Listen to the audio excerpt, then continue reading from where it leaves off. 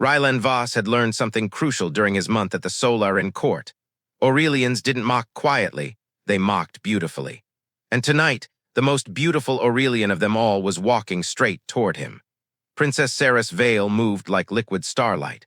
Her gown shimmered with flowing nebula colors, shifting from violet to deep cerulean with every step.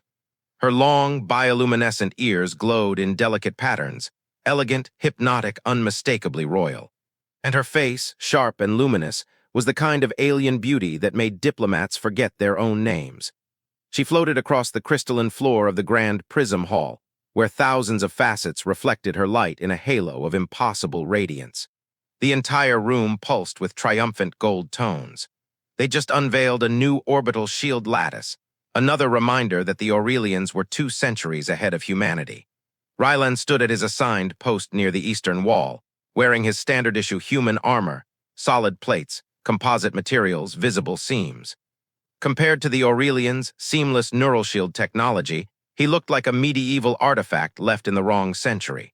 Sarah's glow brightened the moment her eyes landed on him. "Showtime. Sergeant Voss," she announced with syrup-smooth melody. "I see you've chosen your endearingly primitive armor again." A soft wave of laughter spread through the courtiers, their glowing ears flickering with delight. Rylan gave the polite half-smile he'd practiced. "Standard issue, Your Highness." Sarah circled him, every movement ethereal. "Tell me, is it true humans fasten their armor with straps?" Another ripple of laughter. "Do they click or rattle? I'm curious." Her voice carried the silk of amusement, but her ears betrayed a sharper intent, a predatory sparkle. "And this material?" She tapped his chest plate with one luminous finger. The clang echoed, loud. "A titanium composite? How charming! Our museums keep relics like this in the ancient warfare section." The nobles laughed harder this time, light dancing off their crystalline garments. One added, "Perhaps humans need such weight to feel real. Their worlds are so thin." Sarah tilted her head, glow intensifying in smug amusement. "And these projectile weapons, chemically propelled lumps of metal. Tell me, Sergeant, do you practice with wooden swords too?" Their laughter turned sharp. Mockery fed mockery, the court devoured it, but Rylan didn't break posture, didn't blink. Didn't give her a single reaction. He'd endured worse from drill sergeants who screamed hard truths at recruits until their old identities died. Sarah's taunts were just glitter-coated insults, but tonight something in her tone shifted. She wasn't mocking him, she was mocking the dead. And then she tapped his chest plate again, harder, like knocking on a museum display. That sound cut deeper than her words. Something inside him cracked, not in anger but in resolve. Very quietly, very calmly, Rylan reached up and unclasped his gauntlet. The hall's laughter began to fade. Saris blinked. "What are you doing?" He didn't respond. He removed the gauntlet and placed it gently on the floor. Aurelian guards stiffened. Courtiers whispered. The hall's bioluminescent panels dimmed in confusion. Rylan removed the second gauntlet, then unlatched the chest plate. Piece by piece, his armor came away, revealing the truth beneath. A plasma burn spiraling over his right shoulder. Shrapnel scars across his ribs. Regenerated tissue along his wrist, mismatched in tone. Impact marks where bullets had struck but not killed him. The long, jagged scar over his chest, survival etched into flesh. Scars no Aurelian soldier carried. Scars no simulation could replicate. The hall fell utterly silent. Even the panels stopped shifting. Even the nobles stopped glowing. Saris's ears dimmed almost white, shock, fear, something unfamiliar. Rylan removed the last piece, his helmet, and set it on the floor beside the others. Then he looked directly at the princess. Not above her, not through her, at her. It was the first real moment between them. Then he turned and walked toward the exit. No bow, no permission, no apology, only the steady echo of his boots against crystal. 10 steps, 15, 20. An elderly Aurelian counselor lifted her hand, ears etched with age lines glowing faint silver. She spoke one word in Old Aurelian, a word that carried the weight of history, a word that froze the hall. Rylan didn't understand it. But every Aurelian did. 2 guards stepped in front of the exit, not threatening, ceremonial. The elder spoke again in standard. "Sergeant Voss, the rite of revelation has been witnessed."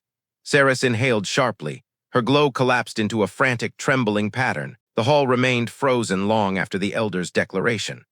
Aurelians stood like carved statues, their bioluminescent ears locked in patterns of alarm and disbelief. Even the light panels along the walls dimmed into muted purples, colors of uncertainty. Princess Sarah's veil looked as if someone had shattered the floor beneath her. Her glow flickered in rapid, disorganized pulses Rylan had never seen. Not superiority, not amusement, something closer to panic. The elder stepped forward, her robes shimmering with age-worn authority. "Sergeant Rylan Voss," she said, each syllable deliberate, "do you understand what you have done?" Rylan lifted his hands slightly. "Ma'am, I took off my armor because I was tired of being mocked. If that violates protocol, I'll accept whatever reprimand follows." Her ears glowed with a deep, sorrowful blue. "It is not protocol you have violated. It is tradition you have awakened." Rylan frowned, awakened. The elder turned to the gathering nobles. "Let it be recorded. The rite of revelation has been witnessed in the grand Prism Hall." A collective gasp rippled through the court. Rylan saw terrified ear patterns, some nobles whispering urgently, a few even stepping back away from him. Saris finally found her voice, thin, unsteady. "This is absurd. Elder Marin, the rite hasn't been invoked in 4 centuries. It can't possibly apply." "It applies," the elder replied coldly, "because you fell silent before revealed truth. That is the core condition." Saris's glow collapsed entirely. Rylan looked between them. "Someone explain what this rite actually is." The elder gestured, and a floating hologram expanded in front of them, ancient text spiraling in Aurelian runes, then translating into standard. "As you know," she began, "before our people ascended technologically, we were a warrior culture. Battles were raw, brutal, fought with flesh, not shields." The nobles stiffened. Aurelians did not like discussing their less elegant past. "In those times, nobles would mock the warriors who fought for them," she continued. "Mock their scars, mock their primitive armor, mock their sacrifices." Sarah swallowed hard. "But there existed a safeguard," the elder said. "A law older than our first starships, the rite of revelation." The hologram zoomed in on a passage. "White if a warrior removes their armor and reveals truth, scars earned in real battle. White and if the noble who mocked them falls silent, unable to answer that truth. White then a bond is forged. White the noble must acknowledge the warrior's worth. White the warrior gains standing equal to the noble they silenced. White the bond cannot be dismissed without mutual consent." Rylan blinked. "So because I took off my armor, and she stopped talking, we're bound." Saris's voice cracked. "I didn't mean to fall silent, I didn't expect, I didn't know." "The rite does not care for intent," the elder said. Rylan scrubbed a hand down his face. "You're saying this is legally binding." "More than binding," the elder said. "It elevates you, Sergeant Voss, to the rank of a recognized warrior of the Radiant line, equal in standing to Princess Saris." The gasps in the hall were sharp this time. Rylan stared. "You're joking." Aurelian law did not joke. Saris trembled visibly, her glow flickering. "And what exactly does this bond mean?" Rylan asked slowly. The elder's eyes softened with age-old gravity. "It means that in ancient times, a warrior who invoked the rite became either the noble's shield or their consort." The hall erupted into frantic noise. Shocked murmurs, arguments, disbelief.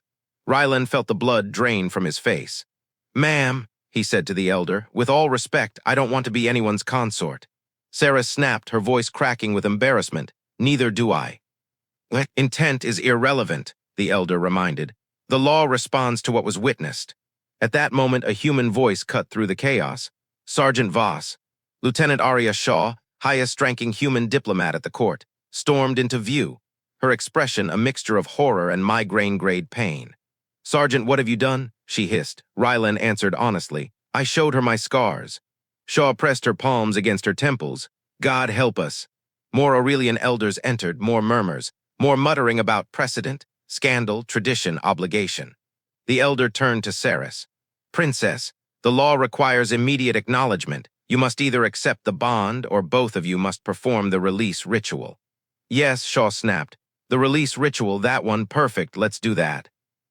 Saris's glow dimmed to an unreadable hush. Her voice came out quiet, too quiet. "I refuse." Every Aurelian in the hall froze. The elder's ears flashed in shock. "Princess."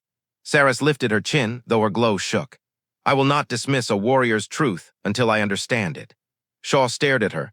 "Princess, no, absolutely not. This is a diplomatic nightmare." "It is my decision," Sarah said, suddenly iron-spined. "By law, I am permitted a private audience with the warrior before release, and I request it." Rylan blinked. "You want to talk to me alone." Saris's glow steadied, still shaken but resolute. Yes, tomorrow morning, no advisors. No diplomats, just you and me. Shaw grabbed Rylan's arm. You don't have to agree to this. Rylan exhaled slowly. He had endured battles. He had endured death. He had endured officers screaming at him inches from his face. But a princess who mocked him for months now wanting a private meeting. To understand his scars. That was new and strangely. It felt like a battle he needed to fight. I'll do it, Rylan said. She needs to hear it. The elder bowed her head. Then the right proceeds. The private audience chamber was smaller than Rylan expected. No grand hall, no ceremonial arches. Just a circular room with soft, flowing walls and gentle hues shifting through calm blues. Aurelians designed such spaces for honest conversation, not performance, which made the tension in the air feel even sharper. Princess Saris Vale was already there when Rylan entered, the door sealing behind him with a soft chime. She sat upright in a chair grown directly from the floor, her luminous gown dimmer than usual, her glow muted, almost human in its restraint. But her beauty remained stunning. More stunning, perhaps, without the arrogant light she usually wore. Sergeant Voss, she said quietly, please sit. Rylan remained standing. With respect, Your Highness, I'd prefer not to sit. Her ears flickered, surprise, then something like guilt. Because of yesterday, she whispered. Because sitting makes this look like I came willingly into another one of your performances, Rylan replied. And I'm not entertainment today. Saris closed her eyes for a moment. That's fair. Silence settled between them. Rylan had prepared speeches all night, explanations, corrections, a dozen ways to tell her why he'd snapped. But none of those words felt right now, not when facing Saris without her audience, without her glow, without her armor of superiority. So he asked the only question that mattered. Why did you do it? Saris flinched, not dramatically, just enough that he saw the truth behind it. Why mock me for months, he asked.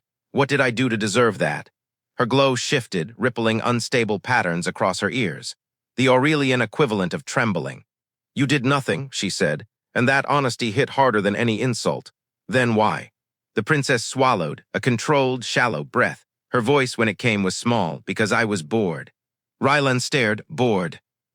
Saris nodded, shame painting her glow in muted gray. Yes, bored, suffocated. Surrounded by courtiers who only tell me what I want to hear, nothing ever changes, nothing is real.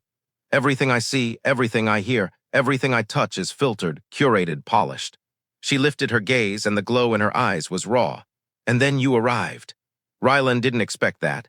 You stood still, silent, unmoving, no reaction. No spark. Her glow darkened. So I pushed and pushed and pushed, waiting for you to give me something real. He let that sink in.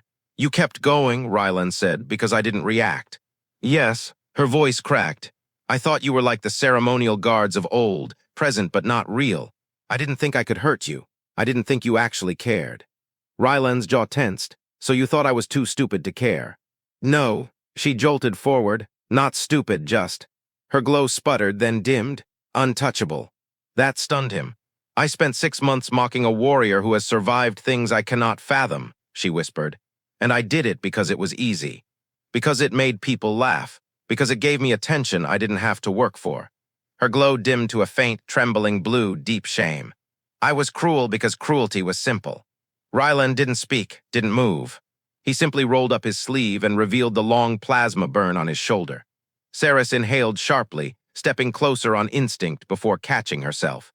This, Rylan said, came from a resistance ambush on Nova Vera. I carried 3 wounded civilians out before the explosion. He lifted the other sleeve, projectile scars healed unevenly.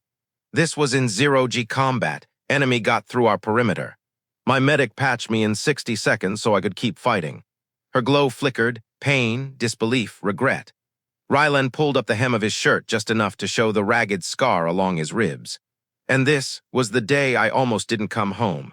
Saris's hand lifted slowly, hesitant, trembling. May I? She whispered. Rylan hesitated, then nodded. She touched the scar, gently, carefully, as if afraid she might break him. Her fingers were warm, her glow brightened faintly, shifting into patterns he'd never seen, soft, reverent, almost sorrowful. This must have been agony, she murmured. It was, Rylan said, but the people lived, that's what mattered. Saris touched another scar, her voice barely a breath. You fought for civilians. For anyone who needed it, species didn't matter. Her glow flared with quiet awe. You risked your life again and again, while I mocked the armor that kept you alive. Rylan stepped back and lowered his shirt. You didn't know, he said. I didn't ask, she corrected softly. I assumed. She straightened, hands trembling at her sides. The right of revelation exists, Saris whispered, because my ancestors were exactly like me, blind to the suffering of those who protected them. Her glow settled into a solemn violet. You showed me truth yesterday, you silenced me. And by our oldest laws, that means I must acknowledge the warrior I failed to see. Rylan exhaled slowly. So what now? Saris swallowed hard. The advisors want me to dissolve the bond immediately. The Solaran training atrium was nothing like the polished elegance of the grand prism hall. It was a vast chamber of shimmering light grids, shape-shifting walls, and floating platforms designed to simulate controlled, safe, perfectly predictable combat scenarios. Predictable, that alone made Rylan suspicious. Saris arrived in immaculate Aurelian training attire, light, shimmering, flowing like liquid metal, designed for grace, elegance, performance, not survival. Rylan waited in his patched, standard-issue PT gear, faded fabric repaired so many times it carried more thread memories than color. Her glow brightened as she approached, both nervous and determined. Sergeant Voss, she announced formally, I am ready for my first lesson. Rylan folded his arms. No, you're not. Her ears jerked, offended reflex. What? First lesson, Rylan said. Your clothes. Saris blinked, then looked down at her gleaming outfit. What's wrong with my training wear? It looks expensive, Rylan said, meaning it's probably fragile and it's glowing, which gives away your position, bad for stealth, bad for survival. It's standard Aurelian athletic wear, she protested. It's useless. Her glow sputtered indignantly. You humans are so practical. That's the point. Before she could argue, Rylan tossed a folded bundle toward her. She caught it awkwardly. What is this? Human combat training gear. She unfolded the bundle and stared. It was ugly, thick, dark, completely non-luminous, completely unflattering. Absolutely not, she declared. Rylan shrugged. Fine. But you'll ruin your fancy outfit in 5 minutes. Saris glared, then sighed dramatically and slipped into the human gear. It fit loosely, lacked elegance, and made her look mortally offended by existence. Rylan nodded. Now you're ready. She muttered something in Aurelian that was probably not a compliment. The first lesson, failure. Rylan held up a disassembled projectile rifle. Saris recoiled. Is that one of your primitive weapons? Yes, and you're going to assemble it. Rylan, she said, eyes wide, this has springs and pieces. Correct, and it smells like oil. Still correct. This is barbaric. And yet, Rylan said, this barbaric thing saved my life more times than I can count. He handed her the pieces. She stared at them as if he'd given her a dead animal. How does one even begin? She demanded. You figure it out, Rylan said. Under fire, you don't get instructions. Saris inhaled sharply, set her jaw, and began. The first attempt failed instantly. The second attempt jammed 2 parts together backwards. The third attempt resulted in a confused, why does this piece exist? By the fourth attempt, she had oil on her fingers, hair sticking out of place, glow flickering in frustration. Rylan watched calmly. You're thinking too logically. Is that a flaw? In a fight? Rylan nodded, yes. She stared at him, stunned. Aurelians pride themselves on perfect clarity of thought, and humans pride themselves on adapting when clarity dies. That line hit her, hard. On the 5th attempt, she assembled the weapon. A small, soft glow appeared along her ears, surprised pride. I did it. Good, Rylan said. Now disassemble it. Her glow flickered indignantly. What, why? Because doing something once means nothing. Doing it under pressure is what counts. Saris muttered again, but she obeyed. The second lesson, real combat. Rylan programmed the room with a human-style simulation. The lights snapped off. The floor vibrated. A piercing alarm blared overhead. Saris jumped back. What is happening? Tech failure drill, Rylan said casually. Human version. The lights are gone. Yep, the platforms are destabilizing. Yep, the system didn't warn us. Exactly. Saris gaped at him in the darkness. This isn't a simulation, it's chaos. That, Rylan said, is combat. She tried to activate her neural shield. Nothing happened. She panicked. My shield. Offline, Rylan said. First assumption, everything fails. That is the most awful doctrine I've ever heard. Rylan smiled in the dark. Welcome to real battle. He guided her through it, feeling the floor vibration, locating threats through sound, moving without visual assistance, using improvised cover, breathing through panic, adapting not planning. She stumbled, she fell, she activated systems that didn't respond. Her glow broke into frantic, chaotic flashes, but she didn't quit, not once. And Fleet Training Ground Zeta was not designed for royalty. It was a brutalist landscape of composite bunkers, metal walkways, exposed piping, and scorch marks from 1,000 drills gone wrong. Humans trained here because nothing was perfect. Systems broke, weather changed, equipment malfunctioned, and they learned to fight through it all. Princess Ceres Vale stepped onto the platform wearing patched human training gear, the faint glow of her ears flickering with anxiety. A dozen human soldiers stopped what they were doing the moment they saw her. Rylan walked beside her, his expression unreadable. "Everyone," he called out, "this is Princess Ceres. She's here to observe today's joint drill." The soldiers exchanged looks, some curious, some skeptical. A tall corporal leaned in and whispered to his comrade, "She's the one who mocked his armor, right?" "Shut up," the other hissed. "She's royalty." Ceres heard all of it. Her glow dimmed slightly. Rylan pretended not to notice. "Princess, stay close. Human drills are messy."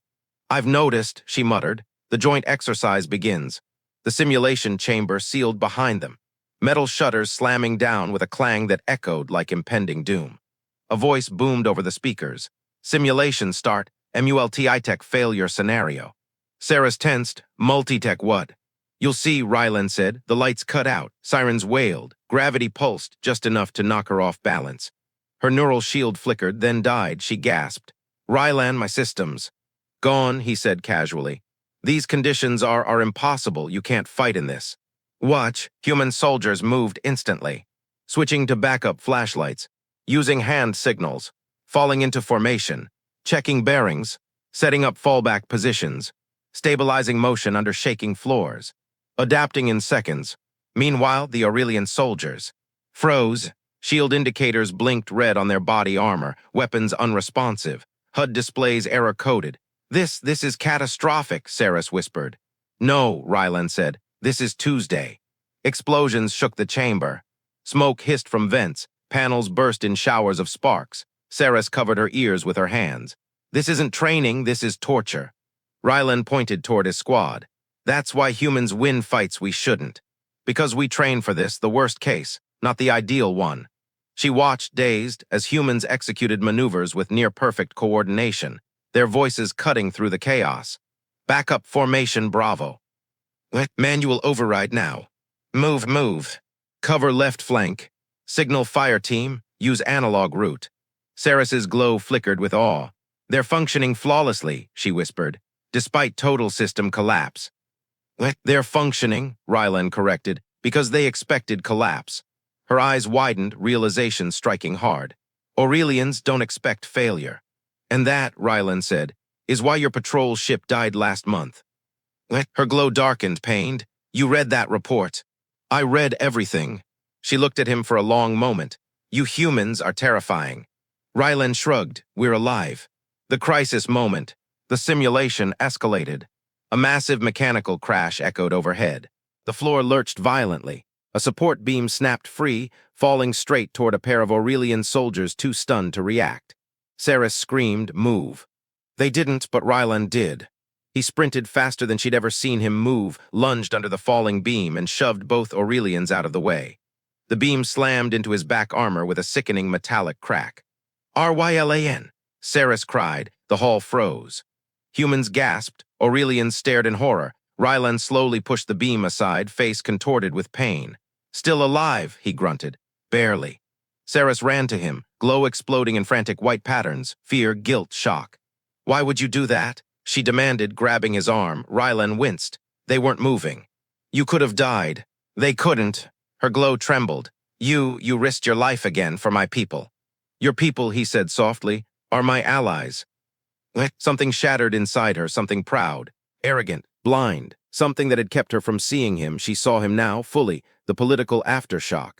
When the chamber reopened, chaos erupted, this time from the politicians. Aurelian officials swarmed Ceres. "Princess, why were you inside a human simulation? This is unacceptable. That environment is lethal. What were you thinking?"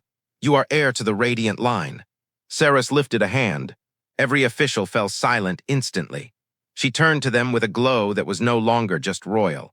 But warrior, I was thinking, she said, that our entire military doctrine collapses if a single system fails.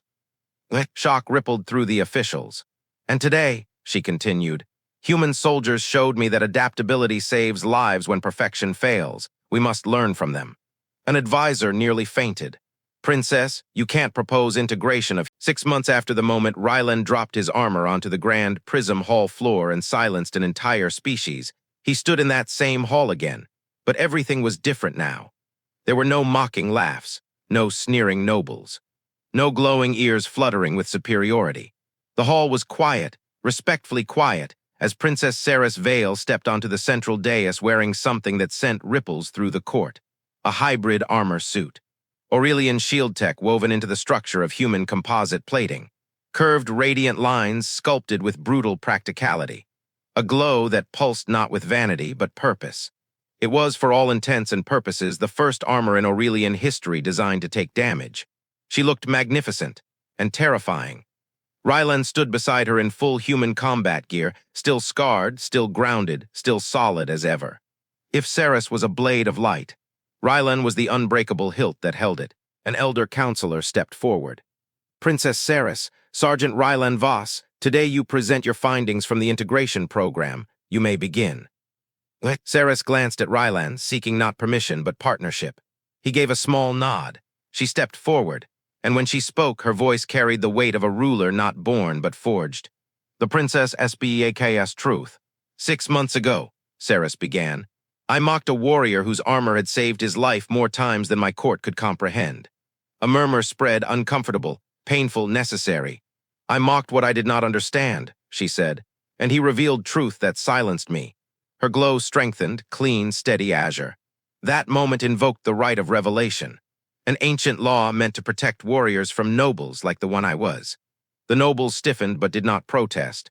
Since then, Saris continued, I have learned human combat doctrines, their survival philosophy, their adaptability, their acceptance of failure as a constant companion.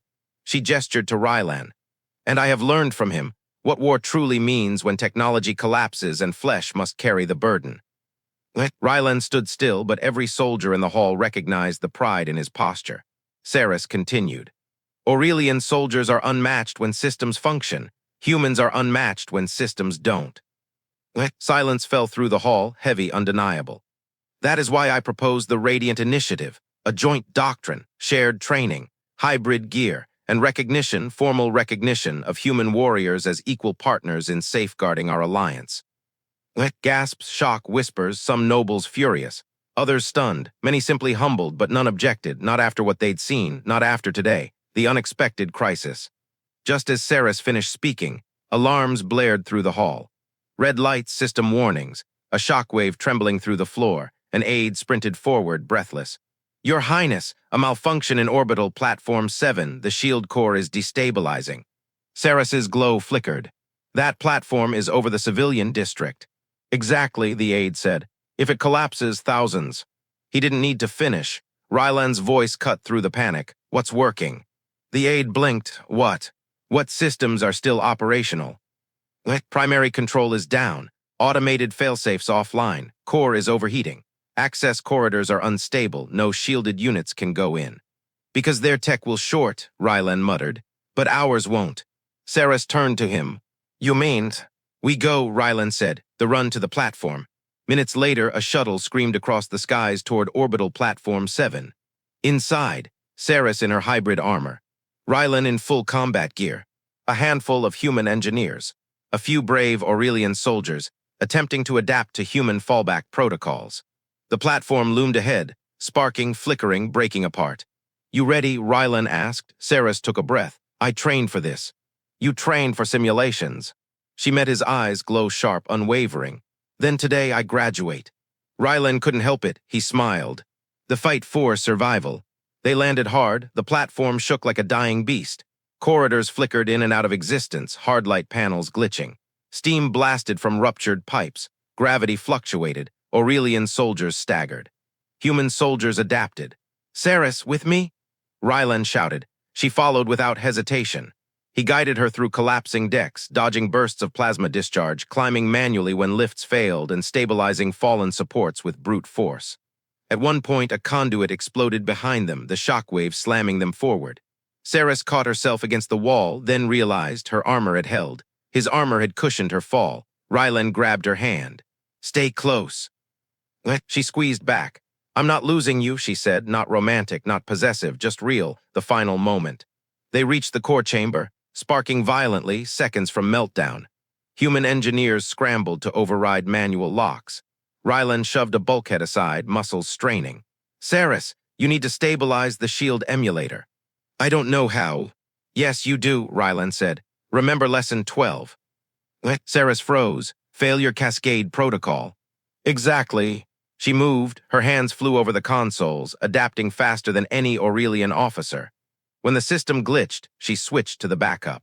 When that failed, she switched to the human analog. And when everything failed, she slammed her hand into the emergency cutoff, channeling raw willpower into the hybrid core. A blast of light erupted. Then, silence, the platform stabilized. The meltdown stopped, they'd done it. Rylan leaned against the wall, breathing hard. Ceres turned to him,